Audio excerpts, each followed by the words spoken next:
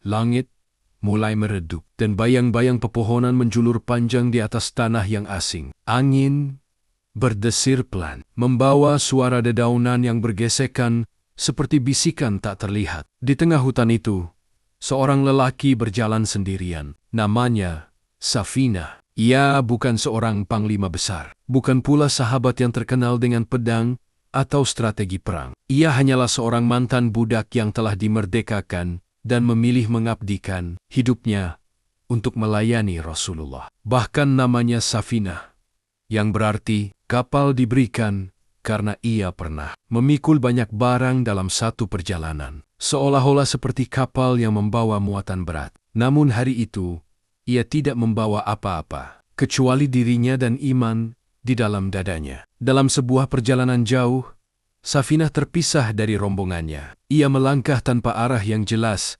menembus semak-semak, melewati pepohonan yang semakin rapat. Langkahnya mulai melambat, perutnya lapar, tubuhnya lelah, dan yang paling berat, ia sendirian. Hutan itu bukan tempat yang ramah bagi manusia. Setiap suara terasa mengancam, setiap bayangan tampak seperti bahaya. Namun ia terus berjalan, berharap menemukan jalan keluar.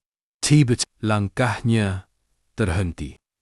Seekor singa besar berdiri, matanya tajam, tubuhnya kokoh, napasnya berat. Hutan mendadak sunyi, tidak ada tempat bersembunyi, tidak ada jalan lari. Safinah tahu, satu serangan saja cukup untuk mengakhiri hidupnya. Namun, anehnya, ia tidak lari. Ia tidak berteriak. Ia hanya berdiri, menatap makhluk buas itu dengan ketenangan yang lahir dari iman. Dengan suara pelan, namun penuh keyakinan, Safinah berkata, "Aku adalah pelayan Rasulullah. Tidak ada senjata, tidak ada perlindungan. Hanya kalimat itu."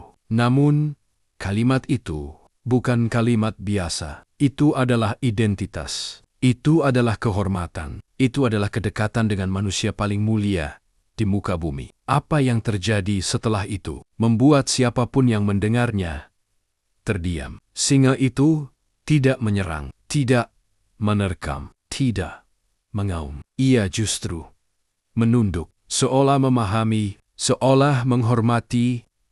Lalu ia berbalik, berjalan di depan Safinah, bukan sebagai pemburu, tapi sebagai penunjuk jalan. Safinah mengikutinya, langkah demi langkah, melewati semak, jalan setapak, dan celah hutan. Singa itu berjalan di depan, sesekali menoleh, memastikan Safinah masih di belakangnya, seolah berkata tanpa suara, "Ikuti aku." Hingga akhirnya mereka sampai di tepi hutan. Cahaya terbuka di hadapan Safinah. Jalan keluar terbentang jelas. Singa itu berhenti, menoleh sekali lagi, lalu pergi, menghilang di balik pepohonan, tanpa suara, tanpa jejak. Seolah ia hanya diutus untuk satu tugas. Safinah berdiri lama, menatap ke arah hutan yang kini terasa berbeda.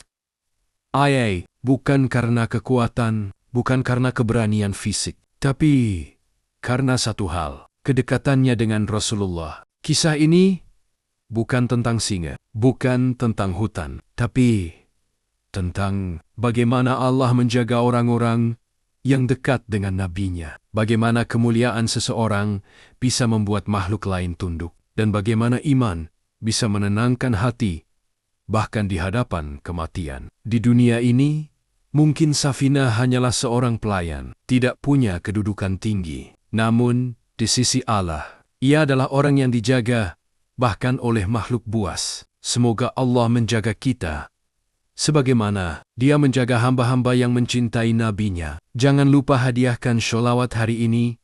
Tulis di kolom komen ya. Allahumma shalli ala Muhammad.